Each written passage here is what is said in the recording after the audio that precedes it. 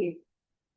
Hello, everybody, and thank you to coming to our November Corner Society lecture. My name is Christy Slavogan, and I'm Assistant Professor of Health Humanities and Bioethics at the University of Rochester. As usual, before we start, I'd like to give a little bit of a background on the Corner Society. So Dr. George Washington Corner was the first professor of anatomy at the University of Rochester Medical School. And in 1934, he organized a medical history club to provide opportunities for students and faculty to attend lectures and enjoy lively discussions on a wide range of topics within the history of medicine. So today, the Corner Society continues this tradition of bringing stimulating speakers on diverse topics in the history of medicine to Rochester's physicians, students, scholars, and community members. So I'm grateful that these events can continue to take place thanks to the generosity of the Department of Health Humanities and Bioethics and the Paul M. Scheibe Center for Bioethics. We're also thrilled and very grateful to be collaborating tonight with Rochester Institute of Technology's College of Liberal Arts, who have co-sponsored this event and tonight's talk. Thank you in particular to Lauren Hall for making all of that possible. I must, of course, also thank all of the dues-paying members of the Corner Society, as well as those who have donated. If you are interested in doing so, there is a handy QR code there, and you can also sign up for our mailing list there without having to donate, but that is what that QR code is for.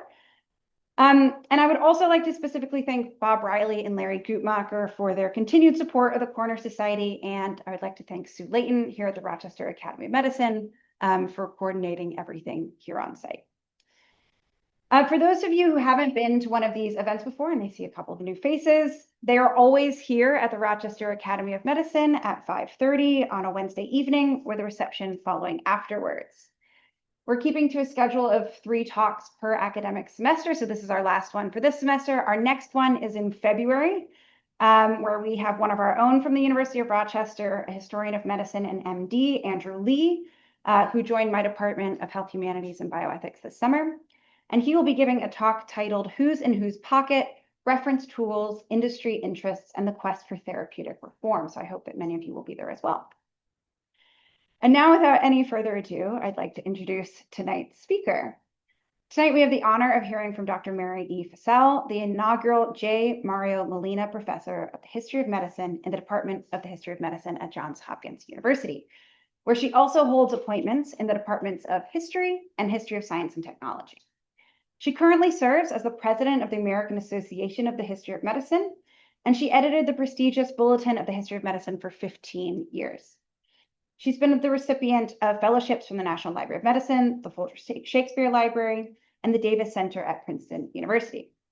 Her scholarly work has focused on the patient's perspective in the history of medicine, gender, sexuality, and the history of the body, popular culture, and books and reading in early modern England and the Atlantic world. Her book, Vernacular Bodies, analyzed how everyday ideas about making babies mediated large-scale social, political, and religious change. And she's recently published the book Pushback, A History of Abortion from Antiquity to Antibiotics. We're going to hear some of that work on the history of abortion today. And if you would like to also attend her Grand Rounds talk tomorrow at the University of Rochester Medical Center, which addresses another area in the history of abortion, I did bring some flyers, and feel free to take those from the table out there. So please join me in welcoming Dr. Fasel.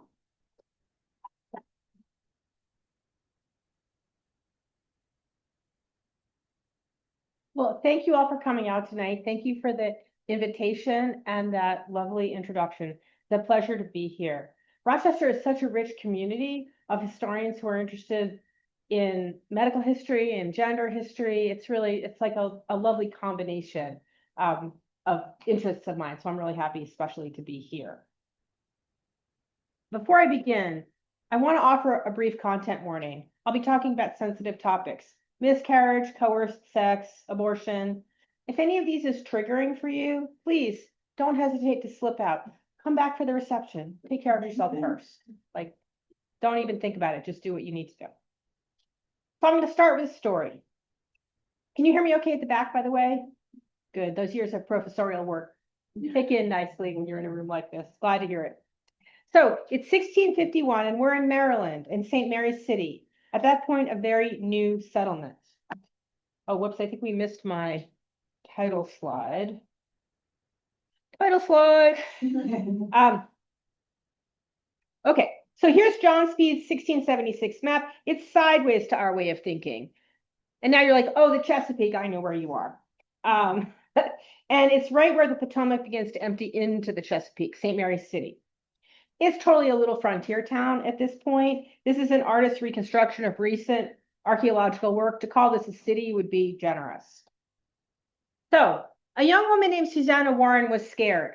She was newly arrived in Maryland that year, and her lover, William Mitchell, had forced her to take a horrible medicine. It smelled so nasty that her servant, Martha, had refused to take it out of Mitchell's pillbox or even get anywhere near it. Mitchell told Martha to poach an egg, and then he put the pill inside the egg. He pinched Susanna's nose until she opened her mouth to breathe, and then he slid the egg with the medicine in it down her throat. Over the next few days, it caused terrible breaking pains and lots of purging. Susanna thought she was going to die. After 2 or 3 days of this, Mitchell assured her that the medicine had frightened it away, meaning she was no longer pregnant. Susanna and William had become involved the year before in London. Warren was a 21-year-old widow whose husband Humphrey had recently died. Mitchell was a lot older, he's 45, and he was married, although he kept promising Susanna that he would marry her when he could. Now, his wife was subject to these very alarming fainting fits, like a couple of hours at a time, so maybe Susanna had some reason to believe him. In London in late winter 1651, all three of them, Mitchell, his wife, and his lover, boarded a ship for America. Supposedly, his wife died on the voyage over.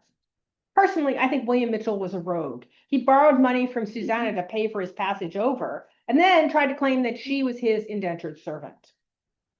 There's lots more of this story I want to share with you, but let me offer a little context first. I came across this case in research for a book I've written on the long history of abortion, Antiquity to Antibiotics. It's out from Hearst in the UK and Basic Books in the US. Same book, different presses, different titles. I have to say, it's the British one, Abortion: A History. That cover is beautiful, and that's actually what my book is really like. Just saying.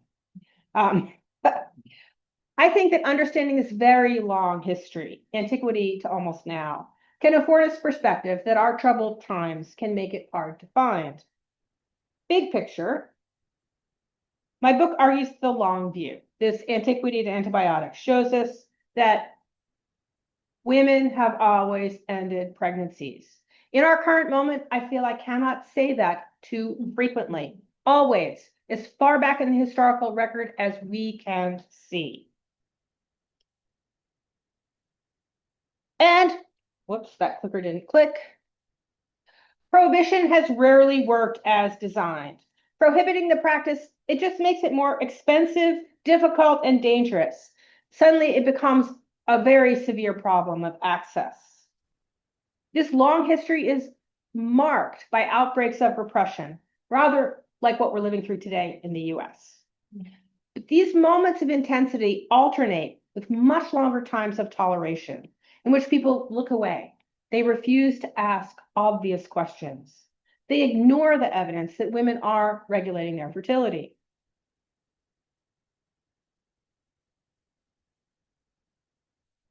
And these flashpoints of repression, like what we have now, are often forms of gender backlash. There are times when women have, in some ways, gained some measures of autonomy, and then conservative interests try to pull the arc of history back again.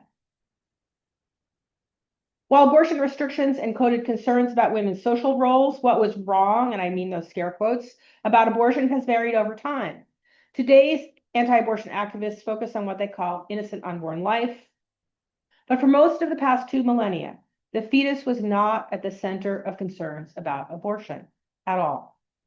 I'm happy to talk about the larger project as well as the specific talk I'm giving tonight when we get to the Q&A.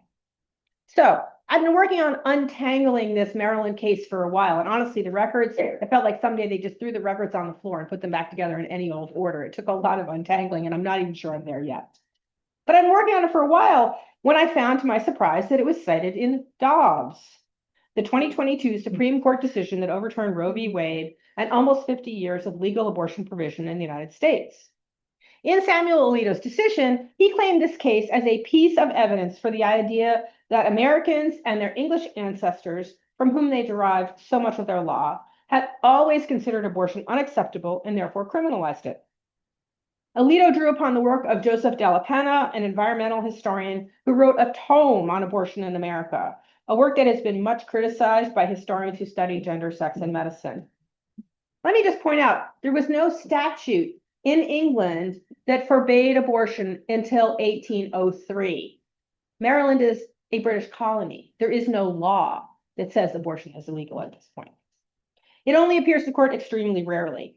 In my talk today, I'm going to look further at this case and contextualize it with some others to address the question, what did abortion mean in early modern England and her American colonies? A couple of caveats before we get back to the Eastern Shore in Maryland.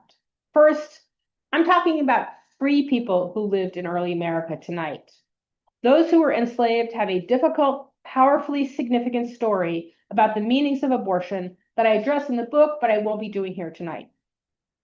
Second, I refer to people seeking to end a pregnancy in early modern England and America as women. Of course, today I would be referring to such as people, because we know the world is more complicated than a simple male-female binary might imply. However, one of my arguments is that abortion restriction is gender backlash. And so it matters that in the pre-modern world, it's people understood as women who get pregnant and who seek to end that pregnancy. Okay, let's get back to Mitchell and Warren in Maryland. Shortly after the poached egg episode, Mitchell sailed back across the Atlantic to pursue business interests. I think he's going to the Netherlands. Warren believed that she was no longer pregnant. When the local midwife, Mary Clocker, asked if she were pregnant, Warren replied flippantly that if she were pregnant, it was the doing of the Holy Spirit, not any man. Unfortunately for Warren, Clocker knew better. Warren was still pregnant and had to petition the local court for financial support from Mitchell's estates while she waited to deliver her baby. Support was quickly granted. Mitchell was a powerful man connected to Lord Baltimore, the proprietor of the colony, and he and Warren had not been discreet about their relationship.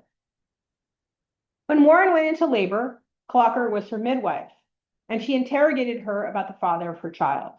Midwives were routinely instructed to ask unwed mothers about paternity during labor because it was assumed that the pain and the potential for dying would ensure that they said the truth. Then local authorities could collect the child support. That's the point. So Warren named Mitchell and also told Clocker about the attempted abortion. Her baby was stillborn or died shortly after birth. When William Mitchell returned to Maryland many months later, Warren assured Mitchell that the child had been his, and she not unreasonably thought that finally at this point they would marry. But Mitchell had started another relationship with a woman named Joan Toast. I actually think it's this other relationship, also not married, that may have prompted the court case from which I have excavated this story. Before I get into the courtroom drama, I want to introduce the other case I'll really be focusing on tonight. Huge thanks to Dr. Amy Erickson, who very kindly gifted me the transcript she made of this consistory court case from the Cheshire Record Office in England. Consistory court is church court. So in England, there's these like morals courts that are church courts, and they try stuff like fornication, swearing, blasphemy, a whole bunch of stuff like that. So it's June 1667, and we're in the small village of Holt Chapel near Wrexham, just on the Welsh side of the border. Margaret Royden was in court, where the local minister, John Bowery, accused her of libeling him, of adultery, and of using plans to attempt an abortion. The depositions reveal a tangled story, I think, of a relationship gone awry. Margaret was single. In court records, her father, William, was listed as a gentleman. It seems her mother was dead. It sounds from the records as though Margaret may have had a sexual relationship with Bowery starting in late August 1666. By December, Royden suspected the worst and had gone to Ellen Appleton's garden to get a plant known locally as lurky dish.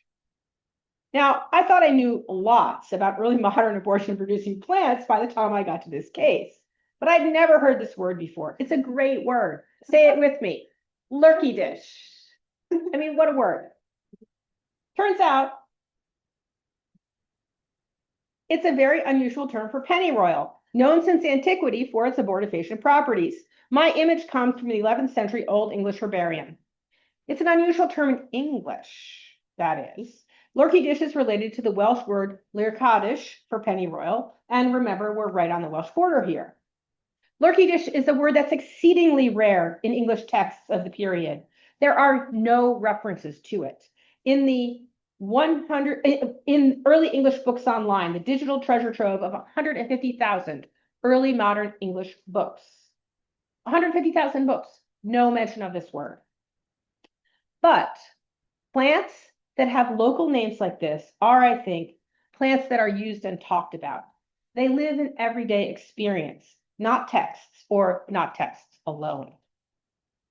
The lurky dish must not have worked because by Candlemas, that is early February, Royden was getting advice from Ellen Nichols that there was some more lurky dish growing in the common wood. It must have been miserable. Royden scrabbled around in the snow, but didn't find any of the plant. She also got some germander from John Appleton's garden. I think he's Ellen's father-in-law. Germander is another abortion-producing plant known for millennia. A month later, she was still looking for more plants. Sometime around then, John Bowery visited Margaret Royden at night, bringing her Savin, yet another abortion-producing plant known forever. He had tucked it up in the knees of his breeches. Guess no pockets? I don't know. By now he was getting worried, and he was reported to have come to Margaret's window at night a few times after that and said, "Have you taken the herb? Have you taken it?" And then he added a friend of his had a powder if the Savin did not have the desired effect. But nothing worked. And the usual machinery of bastardy determination went into full swing. So again, as in the case of Susanna Warren, the local authorities could collect child support. Margaret had been informally examined by local women who feared she was pregnant, and then in March, John Bowery had Margaret brought before John Sadler, the mayor of Holt. It was a bad move.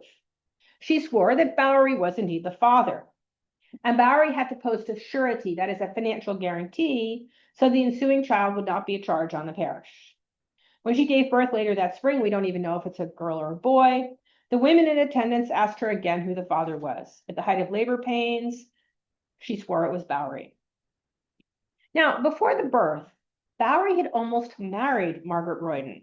Negotiations were being made by Samuel Lloyd, the minister of the nearby parish of Alresford. Bowery was worried about his job. He asked Lloyd if he thought the bishop would let him continue to minister to the people he'd been ministering to for the last 2 or 3 years. And Lloyd said he thought it might be possible. Arrangements were being made to marry the couple that very night. Now, I have no idea how this happens. You're supposed to call the banns for 3 weeks in advance, but maybe there's some clerical workaround they knew about that I don't. So they're going to do this thing when Bowery's maid scuppered the deal, telling him not to do any such thing. So Lloyd gets back from negotiating with the Royden family. He's like the go-between between two households. Bowery said, "Do you see these 2 eyes in my head? So long as these eyes are in my head, I will never marry her." Was the maid also in a relationship with Bowery? We don't know. We don't even know her name. This libel case appears to have been Bowery's attempt to pull together the shreds of his reputation. He dug up a story about Margaret being seen at moonrise under a crabapple tree with one John Calcott up to no good. Her father explained that away. He said, Calcott used to come smoke a pipe with him of an evening. My image is from a 17th century ballad. Smoking and drinking are a super common form of male conviviality. Once he, the father, had been too fuddled, that is, too drunk, and had sent his daughter to Rose Calcott's house, I think to say, "Don't come tonight, I'm already too drunk." And John was just kindly walking her home again, not canoodling under that apple tree. Bowery also dug up one Charles Bradshaw, an old man described as of no fixed abode or trade, who claimed Margaret had told him she'd already had 2 shrifts or mistakes, perhaps meant as allusions to miscarriage or abortion. More on this later. So it's really clear to me there's a lot going on in these records, in this case, than records can yet reveal. As it happens, the Chester Record Office is closed for 2 years, so I can't even go and look at anything for a little while, which is very tantalizing. We'll see. The year before, one Thomas Bowery, not John, Thomas, had taken Margaret Royden to court for breach of promise. That is, like, they didn't get married when they were supposed to. So was Thomas related to John? I'm guessing yes, but I haven't yet been able to confirm, despite lots of hours on Ancestry.com. And we don't know the outcome of the case. But I still think it has a lot to tell us. First, these depositions reveal just how much knowledge of abortion-producing plants circulated in this tiny little village. Everyone recognized and knew what the lurkey dish, germander, and savin signified. Indeed, while some women warned Margaret Royden that lurkey dish shouldn't be taken by pregnant women, another woman told her where to find some growing in the common wood. And I don't think Holt is unusual, except that we can eavesdrop in such detail. Textual evidence suggests that knowledge of abortion-producing plants was abundant in early modern England. What we now call medication abortion was the primary way that women ended pregnancies from antiquity all the way into the 20th century. The same plants were known for millennia. The big four were savin, rue, tansy, and pennyroyal, but there's dozens and dozens more. Scientists today think that many of these do in fact have effects upon the female reproductive system. The problem is that the therapeutic window, the space between enough and deadly, is narrow, and it's hard to titrate the correct amount when working with plants that may have variable amounts of active ingredients depending on age, site, method of harvest, preparation, etc. However, early modern textual evidence about abortion knowledge poses an interpretive problem. In humoral medicine, the prevailing understanding of the human body, it was really important that women menstruate regularly. Their bodies were cooler and wetter than men's, so they didn't completely digest their food into the four humors, and the excess needed to be purged by the menses, or it would cause harm. So early modern sources are full of medicines designed to provoke menstruation, or as they would say, to bring on the terms. Bringing on a late period and ending a pregnancy early are often indistinguishable. And guess what? The very same herbs that provoke the menses are also those recommended to end a pregnancy. The historian John Riddle was among the first to argue that abortion knowledge was widespread in the pre-modern world, but he lumped together all the plants that affected the menstrual cycle and called them all abortion-producing. He assumed that abortion knowledge was largely passed woman to woman by word of mouth because it was dangerous. And therefore, in texts, abortion-producing plants were often concealed as emmenagogues, drugs designed to bring on the menses. But I'm more of a splitter than a lumper here, and I take it seriously that a whole class of drugs existed to help women get their periods back. At the same time, I recognize that many of those same drugs would end a pregnancy. It's a both-and situation, I think. It's complicated by the fact that it was very difficult to determine if a woman were truly pregnant. No little blue lines on an at-home test. Work by scholars such as Laura Gowing and Barbara Duden has shown us just how unknowable women's reproductive bodies might seem. So there's tremendous ambiguity about missing a period or two, especially when women were often malnourished or breastfeeding, and therefore menstruated less regularly than is supposed in modern times. I've argued elsewhere that this was a productive ambiguity. A woman might choose not to think too hard about what was happening, as the same medicine might address either a missed period or an early pregnancy. At the same time, the women in Holt had a pretty good idea what Margaret Royden was looking for. By Candlemas, she had probably quickened or felt the fetus move within her, which is the moment that changes the ambiguity of a missed period into a likely pregnancy. Abortion knowledge was abundant in books, both those for scholars and for ordinary women. By the time Royden was in trouble, books were being produced specifically for women readers. Leonard Sowerby's The Ladies' Dispensatory, 1652, listed 121 different herbs to provoke the menses, and another 45 specifically to provoke abortion. So, like, abortion isn't hiding in this text. It's right there on the page, to cause abortion. Most of his instructions were phrased in very basic language, easy for a novice reader. Pennyroyal, drum, gentian root as a suppository, and so on.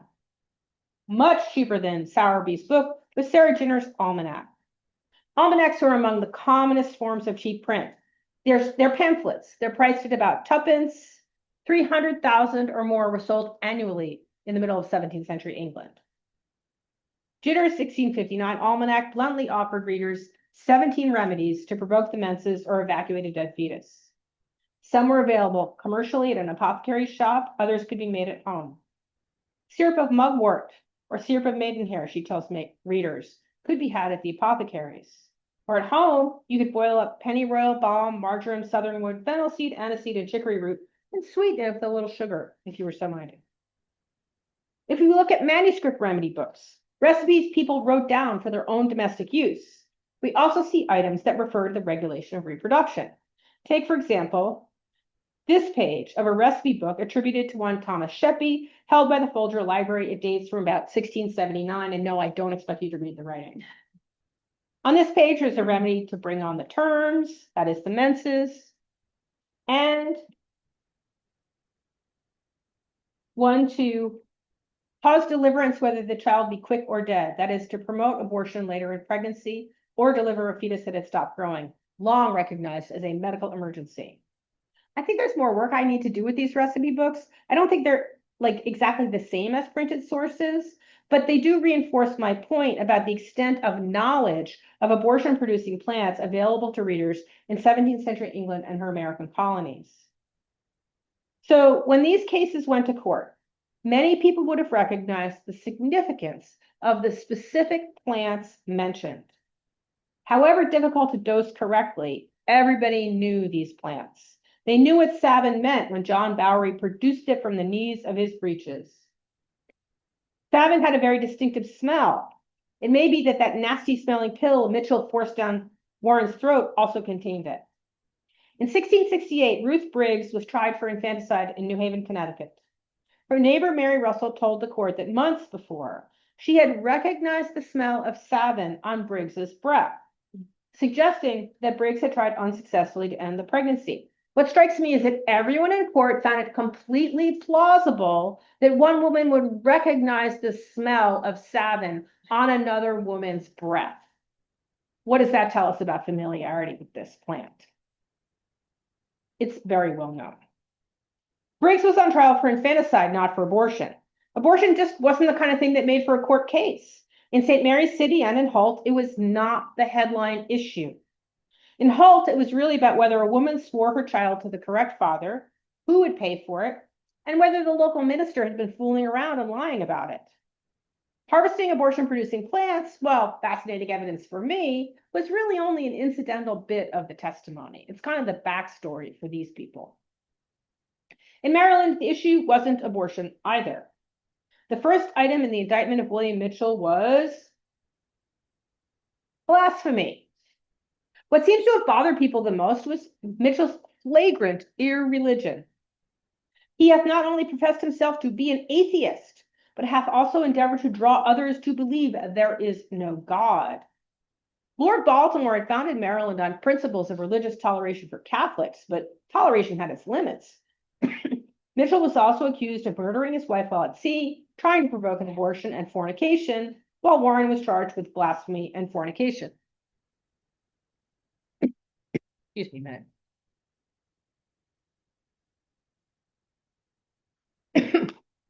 Mitchell had said some pretty startling things about religion, which were repeated in court in St. Mary's City. Back in London, he had referred to Jesus and the Holy Spirit as merely a man and a pigeon who had fooled everyone for centuries. I'm still stunned that someone could even think that in the middle of the 17th century, let alone say it. That statement was so outrageous that bystanders remembered it for well over a year and repeated it in the Maryland courtroom. It was also alleged Mitchell never went to church. Mitchell had tried to corrupt Warren with his godless ways as well. When she was very ill, I think it's during the attempted abortion, she called on God for help, and Mitchell scoffed, calling her a fool, asking her, had she ever seen this God of hers? Had he actually helped her? For a halfpenny, Mitchell said he himself would answer for all her sins, past and present.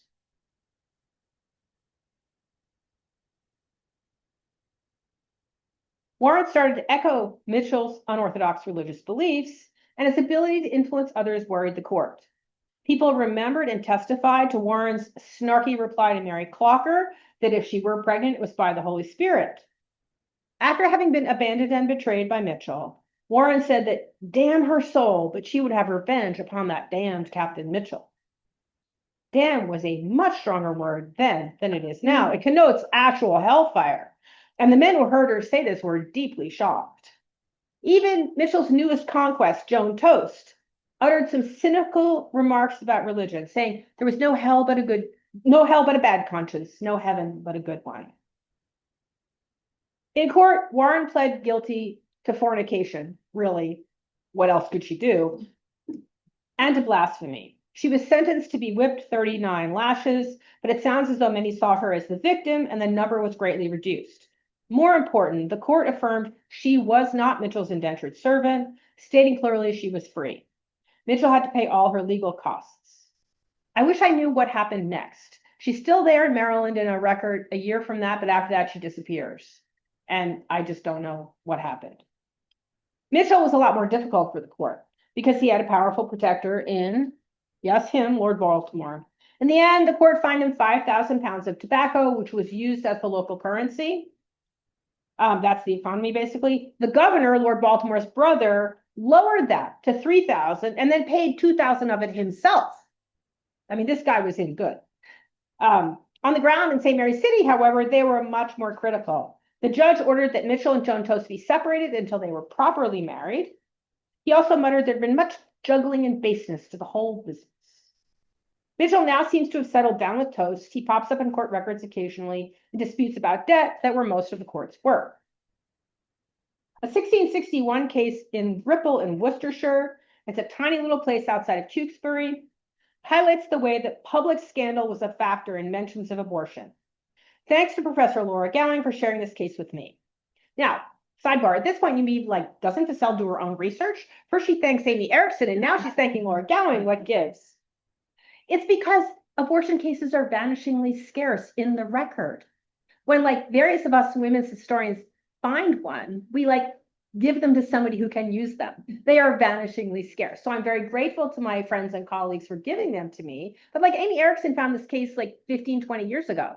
She gave it to me. This will sort out who's what age in the audience. She gave it to me and it was printed on a dot matrix printer. Okay. These are very rare, which I think is important for us to know. They're not very common. Edward Lacey, a laborer, and Elizabeth is back in Ripple. Edward Lacey, a laborer, and Elizabeth Inkbarrow, a widow, found themselves in court. This is a super low-level hearing. It's like basically in the front room of the House of a Justice of the Peace. They're there basically to be told to behave themselves. Lacey had gotten fed up with his marriage and threatened he would leave his wife with nothing but a bed and the rags on her back. A bed's an expensive item, but you get it. He'd been living with her for 5 months, with Inkbarrow for 5 months. The court record was colorful, using language like lewd carriage and living in whoredom to describe Inkbarrow. Worse yet, they found Savin in her bed. And yeah, there it is again. The same herb John Bowery hidden in his knee breeches, and everybody knew what that meant. The court said, there's a great suspicion and fear she hath a design to destroy her child. I mean, I don't even know she's pregnant, right? But they know what that plant means. Worse yet, she'd been to see some irregular practitioner. She had been known to have tampered with those that pretend to give physic. Boy, I wish they'd asked a few more questions. I really want to know about whoever that was, but that's all it says. For me, the key phrases in the very, very brief court document is like 2 little paragraphs, or things like, for lewd carriage doth give great offense, a general cause of suspicion, and great cause of scandal and offense to the neighborhood. What's really bothering people here is the flagrant way these two carried on. Implicit is also the threat of potential financial burden. The court noted that Mrs. Lacey, the one that had been left behind, might become a charge on the parish. That is, she might need poor relief. And finding Savin in Inkbarrow's bed raised the possibility that she might bear a bastard child and then she would need poor relief. Lacey was described as a laborer. He would have had enough trouble supporting one family, let alone 2. So in all 3 of these cases, Ripple, Holt, and St. Mary's City, what seems to really matter to the court is a potent combination of scandal and potential bastardy. Babies born to unwed mothers cost a parish money, and for godly communities might be a sign of poor government. No one wanted that. Abortion, I suggest, mattered because it was a sign of illicit sex, not because it was definitionally wrong. Given the abundance of abortion information available in print as well as in manuscript recipe books, it seems very likely that married women regulated their fertility using abortion. But since they were married, it wasn't an issue. It doesn't even enter the written record, or very rarely. In another Maryland case, abortion was discussed with reference to a married woman. The court, as we shall see, paid absolutely no heed. After about a decade in the colony, Elizabeth Robbins and her husband Robert had a falling out in 1657. Robert accused Elizabeth of adultery. And there's a whole story about Captain such and so in his boat on the Wacomico River, and there's a lot of circumstantial detail in this story. But now Elizabeth was pregnant, and a jury of matrons, a group of worthy married women, was deputed to examine her. They reported she was very ill, in a very sad condition, they said. She told the women she'd twice taken Savin, yes, that again, claiming it was for worms. No one was fooled. A man testified he'd heard two other women talking about how Elizabeth had pretended the Savin was for worms. Evidently, it did not work, for Elizabeth went on to give birth to a baby, an infant she was unwilling to swear was her husband's. Now, Elizabeth had done the exact same thing that Susanna Warren had done, attempted an abortion, but she wasn't prosecuted, although the court had rich evidence it could have pursued. This baby had a father, or at least Elizabeth had a husband who was legally the father and had to pay the bills. So I've argued that these cases were not about abortion as a crime per se. They were about illicit sex, scandal, and disorder. They also suggest something about the gendering of abortion. I'll remind you that John Riddle saw abortion as a woman's secret, whispered across generations. But I'm sure you've already noticed there's a lot of men in my stories. Men who knew about these abortion-producing plants. There's Thomas Sheppey's manuscript recipe book. John Bowery knew that Savin was what he wanted, and if that didn't work, he had an unnamed friend, I'm thinking male, who had pills. It was William Mitchell who procured that nasty smelling pill he forced down Susanna Warren's throat. Now, it is true, Mitchell also points to female knowledge of abortion, because he tells Warren that if they'd still been in England, he knew an old woman back in Chichester, that's Chichester, who would have ended the pregnancy and no one the wiser. This allusion to an old woman might hint at the common early modern association between witchcraft and abortion. That's another story.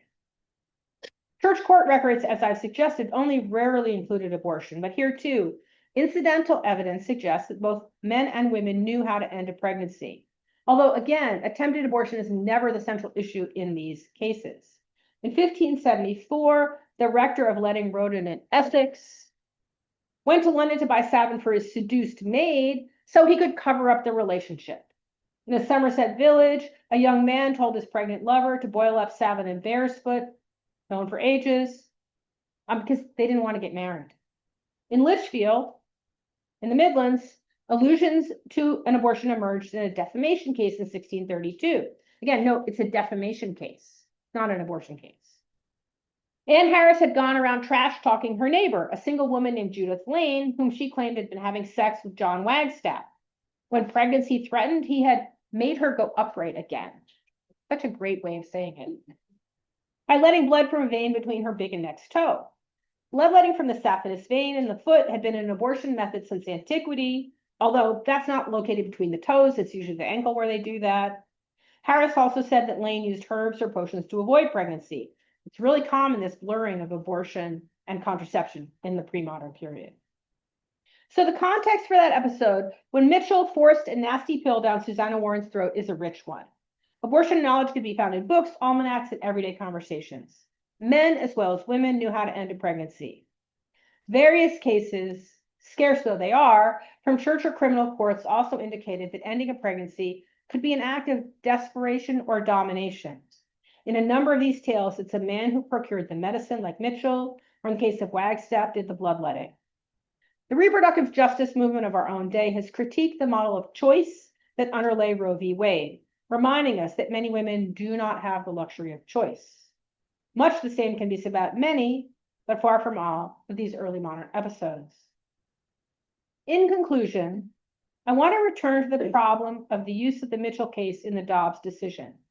Yes, it's based on Della Penna's book, which is frankly pretty terrible scholarship. But it's also an epistemological problem. how we know what we know. The search for legal precedent is, I think, in some ways perpendicular to historical scholarship. Case law is based upon precedents, earlier examples that look like the case at hand. It's fundamentally a search for similarity. But that quest for similarity may obscure what it is that we truly need to see. In this instance, that kind of quest has presumed that abortion has meant the same thing over centuries. I don't think that's the case. Today, anti-abortion campaigners emphasize the fetus, or what they call the unborn child. In these early modern stories, the fetus is invisible. No one is concerned about it. The meanings of the human body are deeply changeable. And perhaps pregnancy is especially difficult for us to reimagine. We have grown up with fetal imaging, which grants a form of identity to a fetus very early. It's very different in the pre-modern world. The Italian classicist Enzo Nardi perhaps put it best. He noted that in antiquity, a pregnancy wasn't imagined as a future baby. It was, as he poetically put it, but a hope. Perhaps this insubstantiality, this not quite a being, helps us to understand the language allegedly used by Margaret Royden, that we previously had two shrifts. I was puzzled by the word shrift. It means penance or confession, but it also could be something private or secret. And maybe that's what she was saying. These shrifts revealed earlier what? Pregnancies, or served as indications of illicit sex without quite being pregnancy yet? There was something else, a potential perhaps, maybe a fear, but not a fetus or an embryo in our understandings of those words. So I've argued that early modern England and her American colonies, abortion was simply not understood as the kind of misdeed that was worth punishing, prosecuting and punishing, unless it was part of a larger array of bad behavior. Women regulated their fertility using plants. Many people knew about it and recognized those plants. Abortion was only a problem when it served as a pointer to illicit sex with the threat of bastardy and/or when it was associated with local scandal, disorder, or social strife. It was clear, for example, that William Mitchell was the father of Susanna Warren's child, but it was so short-lived it didn't pose a financial burden to the community. It was only when Mitchell started another extramarital relationship that local unrest about his bad behaviors seems to have catalyzed the court case. Equally, the problem in Hull was not the support that was going to be needed for Margaret Royden's baby, but the scandal caused by the fact she'd sworn it to the minister, and then a range of people believed her. So too in Ripple, the double threat of the costs of bastardy and the public spectacle of an Edward Lacey happily abandoning his wife for the bed of Elizabeth Inchbarrow was too much. So when we look at the bigger picture, people in early modern England and its American colonies did not consider abortion to be definitionally wrong or a criminal offense. It is only by misreading the Mitchell case that it could bear the interpretive weight demanded by Dobbs. Abortion has been woven into the fabric of American history from the start. Thank you, and I welcome your questions.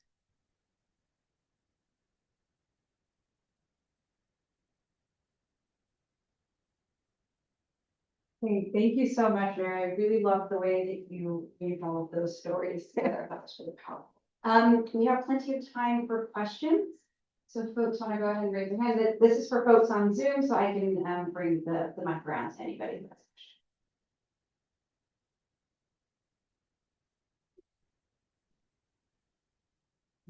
Hi, thank you very much for this very interesting introduction with abortion. I come from the classical world, Roman, and yeah, you read about women having abortion all the time. And what you said toward the end really struck a chord in my mind because you mentioned this notion of, which I rephrase in philosophical terms as actuality and potentiality. And I'm thinking of Aristotle, who is so much at the root of what was commonly accepted in both the biological and the medical school. And for Aristotle, there is no doubt that the egg comes before the chicken, the hen, comes before the egg. And it's only because of that actuality comes first that you can recognize that it's a turkey head as opposed to a passenger. Yes. So you look natural.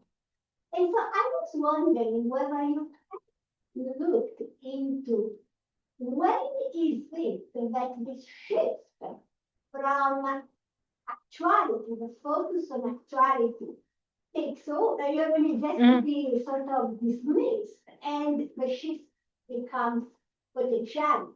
Because that is your right. I mean, it's so much at the core of the current debate on abortion. If you don't believe that the fetus is a human being, that's the hope. But that's potentiality. Yes. And so, you look to when in terms of medical history or something. I would say probably it's around 18th century and the revolution and this kind of attitude. But I'm thinking of even modern Europe, which was so Christian in so many ways, but this topic never came up, and I think it's because the more the drives medicine is Aristotle.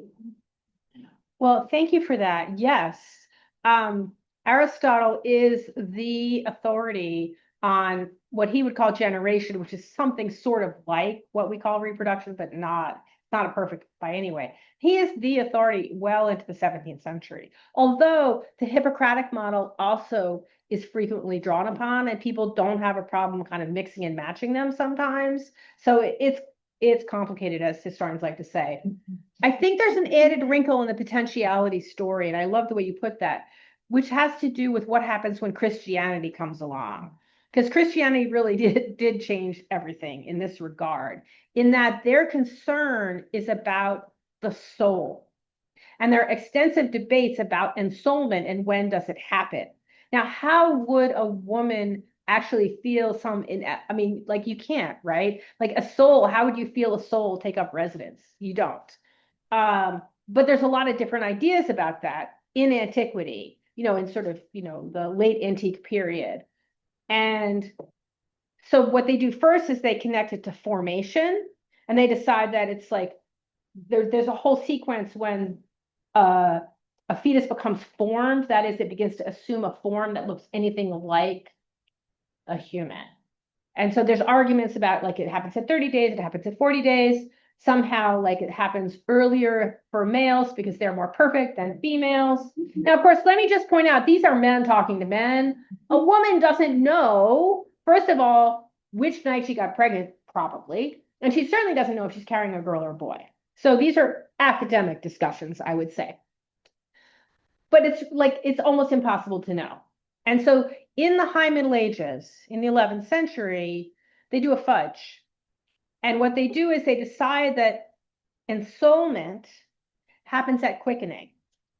That's way later. That's like in the middle of pregnancy. Before that, abortion is bad, but it's not really terrible. After that, abortion is really bad. It's basically like murder. And that's what the Catholic Church says all along. But it's not until 1869 that the Pope says life begins at conception. 1869. They want to tell you they believe that forever. They have not. And that has to do with a very particular political set of circumstances in the middle of 19th century Europe. So I think the potentiality question is great in terms of, I think there's also a struggle I have in the relationship between developments in embryology, which embryologists might be telling one another, and that does affect the discussion here in America for sure. Some of the first anti-abortion activists are very up to the minute with European embryological work.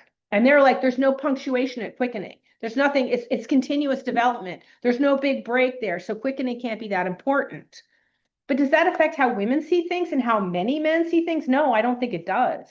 So I think it's a really long time. And I do actually think that the kinds of visualization that happens from the 60s, 1960s onwards is really significant. I mean, I'm so out of my depths. I'm an early modernist to even talk about the 1960s.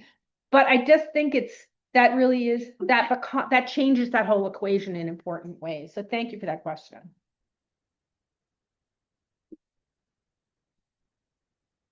I loved your talk. Thank you so much. Thank you. You probably didn't have much to do with the cover design of your book, but I was wondering if you could talk a little bit about the contrasting choices of design, given different places and, you could just have a comment on that. I'm happy to do that. At the risk of dissing my American publisher. I hate the title of the American book. I lost that. I want to call it Long Before Roe. They really liked the gender backlash argument and they wanted to sound like backlash, but Susan Faludi took that title. So, I mean, I must have generated 45 alternate titles, which believe me is really hard. And I just lost and lost and lost. And that was the least offensive of the 4 choices I was given. And so then I was in London meeting my British editor for the first time. And she'd already said like what she wanted the title to be. And I was like, yes, yes. And she said, and they knew it wasn't going to be abortion the history, it was going to be abortion a history. Like they'd already got there, they knew how academics are. Love that. And she showed me the cover when I was sitting in a cafe with her and I practically started to cry. Because I was like, you read my book. You read my book. I mean, that's pennyroyal and Savin on the cover. Like that's really good. It's a 17th century manuscript. Like what a fantastic illustration. So it's tough for me because like, my American publisher bought the book and published it, and that's great. But the book is really what the English book looks like. And so I don't know what to tell you, but the American one, it looks like journalism, not scholarship, which I don't love. Abortion is this teeny little word at the very end. We call that burying the lead. I guess they thought maybe that was safer in today's world, but it is what it is. I'm talking about abortion and like I own that. So it was decisions made in marketing and mere authors are not privy to marketing. So that's the story. But thank you for the question.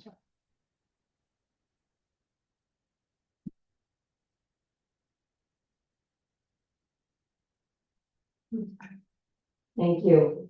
I thought your talk in the sense that it started, what was it, 1651, and how abortion was used and accepted, at least privately and secretly. And up to today, when you've commented on anti-abortion activists, I feel like in the middle of that is a progressive movement, is the suffragists. The suffragists unanimously, at least there's no suffragist that supported abortion. That you're probably aware of that. Yes. Actually, they condemned it, they didn't speak about illicit sex. As a matter of fact, there were free love thinkers, and you know who those suffragists were. So they didn't really talk about illicit sex. They did talk about feticide, they called it child murder, crime against humanity, of the destruction of the embryo. So they really focused on the life of the embryo. And Susan B. Anthony was extremely urgent in her newspaper, The Revolution, to educate women about quickening because she felt like other suffragists and most quote unquote educated women that, as you mentioned, the embryo was growing from the very beginning, and she wanted to educate people about that. So I feel like today, the reason why there is this pushback, to use your word, on abortion is because of the progress, the progressiveness of science, which has informed us about the embryo. We even heard, I believe, last week in the news that the unborn recognizes its mother's voice. I mean, there are new things coming up all the time. And I think secondly, along with that, progress of science is the progress of the more expansive interpretation of human rights that are being applied to the unborn human being. So that is where I see the real pushback happening. And I think it's more progressive, as many anti-abortion folks would see it. It's more progressive to be against abortion And to be in favor of abortion is regressive because you're not accepting science for the rights of another human being. Well, I think you put it really clearly about some of the dimensions of the balance. What I see over the very long haul is this cycling through of repression and toleration, repression and toleration. I don't mean like a sine wave, like all, regular, but I see this ebbing and flowing, this back and forth of restriction and toleration, which means that I don't think it's just about increasing scientific precision. I think it's also about other things, but that's my opinion, right? And others will have other opinions. I know that some of the suffragists, what they were really concerned about was that they felt that women would be exploited sexually by their male partners if abortion was too easy. Like that's like one of their chief concerns there is actually about the politics of married life, if you will, as much as, I mean, they use the terms feticide and things like that. They're borrowing them from the doctors. That comes from the medical literature, from people like Hugh Hodge, the Penn professor, who's very, very early insistent that there's continuous development from people like that. So I think for me, I just see this ebb and flow as very significant. And I think that in our current moment, I keep seeing it over and over again. It was true in the 1860s. A push towards abortion restriction is often a response to feminism. That was first wave feminism. It was the suffrage movement. It was the temperance movement, et cetera. And I think today we're seeing responses to feminism as well. So I think it depends on layers of analysis, what you look at. Thanks so much for a wonderful talk. I'm curious if you could elaborate a little bit more. You gestured a few times to issues of procurement, because it seems to get at questions of autonomy and whether these are all plants that are sold, or are they plants that people could identify and gather themselves? So I'm just, if you could elaborate on what that is. Well, I'm a gardener, and so I paid a lot of attention to the plants when I was reading sources. They kind of like left off the page at me. It seems to me that many people knew more plants then than necessarily people know today. England is a very rural society, as is North America, right? England is like, I think it's in the 1820s when like half the population lives in cities. So it's a very rural population. Even in big cities, the countryside is not that far away. There are these people called herb women that we know almost nothing about, who harvested plants in the countryside and brought them in to sell in the market. And there's also apothecaries who are selling herbal preparations. And so I actually think it was pretty easy procurement. Now, it wasn't for poor Margaret Royden. And we see her story repeatedly where they try and they try again and they can't get the dosage right and it doesn't work. That story happens over and over again in the records. Tragically, sometimes it's in infanticide cases where we see that, and then it unfolds like what had happened before as evidence that they really did commit infanticide. But I mean, I look at these, like how did they know what the plants were? I have a wonderful moment in the middle of the 17th century where a German woman is walking home with her domestic servant through the fields.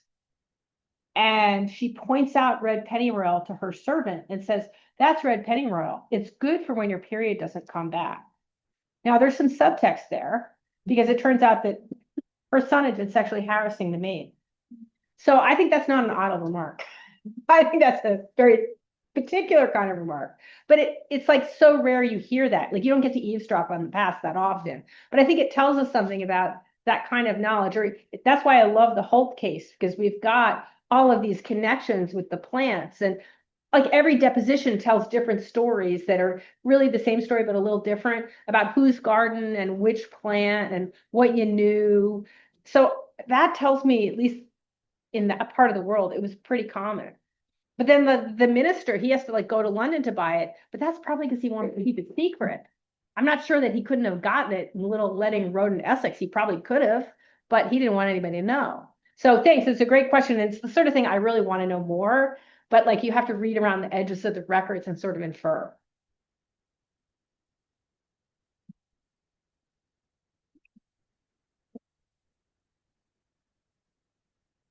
Sort of on similar lines, in listening, I'm wondering about sort of the impact on women's bodies. Do you know anything about, you mentioned that there's a pretty low threshold between effective and legal. And so I'm just wondering, do you have any sense of how many women were maybe trying to do this and it ended in tragedy, or like the sort of human toll of the availability of this?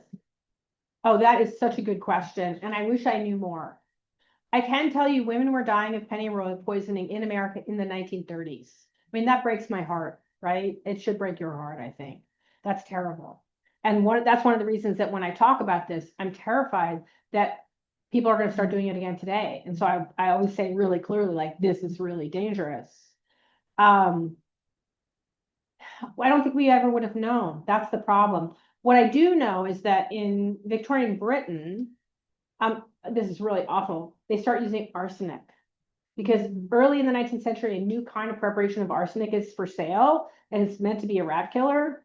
But those of you who are fans of detective novels will know it could do other things too.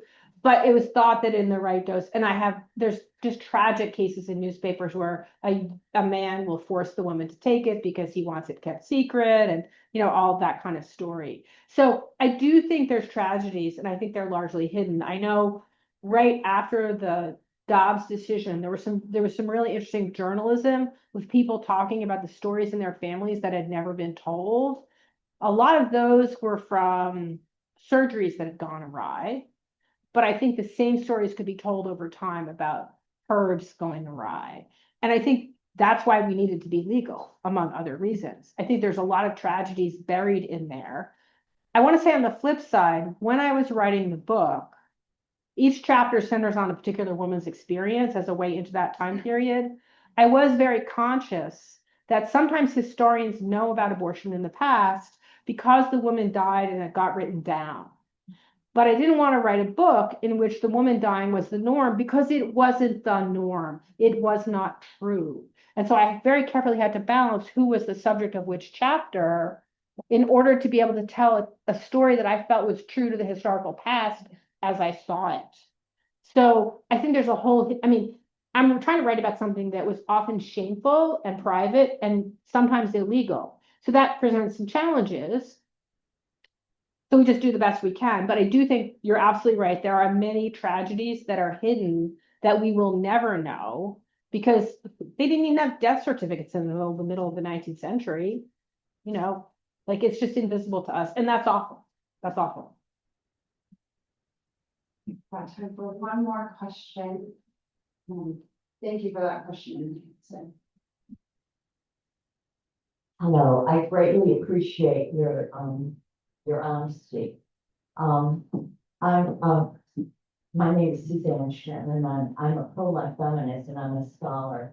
And I'm interested in how you think women have more in common than we have against each other. And so much of your story could tie all of us together. Could you speak just a few moments about how you would love to tie all women together, because we have so much in common in our ability to support each other no matter what our needs are. And I also appreciate the safety that this group brings. Thank you. Thank you for that. I think that's a really lovely question to end on, because I completely agree that we should be on the same side, as it were. But what we really need is not this kind of polarization to have different sides. But what I think where I come closest to that sentiment has to do with the reproductive justice movement, which frankly, I didn't think was going to inform my book as much as it did, which is to say that in reproductive terms, many women don't have the luxury of choice because like you're a waitress and you have 2 kids and you're supporting them and you simply cannot afford a 3rd child. Like, and maybe contraception went wrong. Maybe you were doing all the things you're supposed to do. So like, where does choice come in? Or you were raped. Where does choice come in there? And I think my generation, the Roe v. Wade generation, as it were, like we thought we got it taped, it's like sorted out. But that's rooted in choice, and choice is actually the wrong way to go. And we needed scholars in the reproductive justice movement to point out that abortion is part of a much larger set of issues for women. about the ability to bring up their children in safety and with enough resources, the ability to say no in some circumstances. So I think it's a much broader issue for women than, like, parenthetically, it's also a man's issue. Nobody gets pregnant by themselves, just saying. But I do think that understanding reproductive justice in its largest sense is something that should tie all women together, that affects almost all of us one way and the other, whether we individually bore children or not. And that I would like to see. I think the polarization that we have now is poisonous. It's really poisonous. It's not helping anybody. And the kind of talking past one another, I think is really, really unhelpful. And I don't know how always, I'm glad that you found my talk okay. I don't always know how, like, I want to be able to talk to a big audience and be peaceful, that not everyone's going to agree with me. That's fine. But how do we find a way together to be able to disagree is really the question. Thank you so much, Mary. And thank you, everybody, for your questions and for this discussion. We can continue the discussion in the other